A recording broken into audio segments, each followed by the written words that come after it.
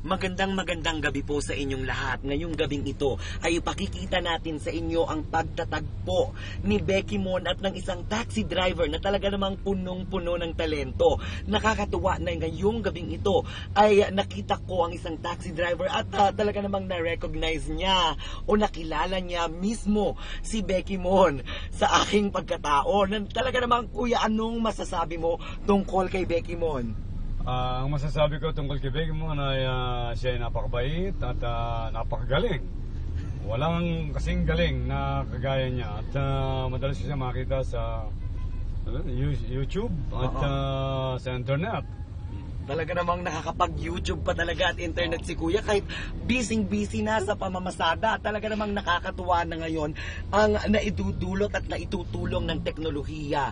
At sa panahon ngayon ay talaga namang tila nga nagbabago na ang daloy ng panahon dahil ang mismong ang aking pagsasalita ay nagiging matuwid na rin. Ano kaya ang nakain ko at ako ay nagiging matuwid magsalita ngayong gabing ito?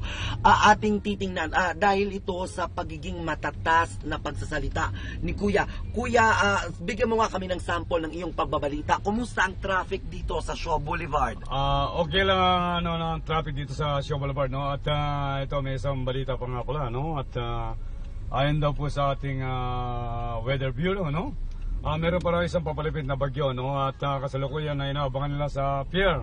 Ngunit mga manghuhuli sa bagyo ay alintana sila, at balisang-balisa kung paano nila huli ng bagyon parating sapagkat ito ay merong kasama.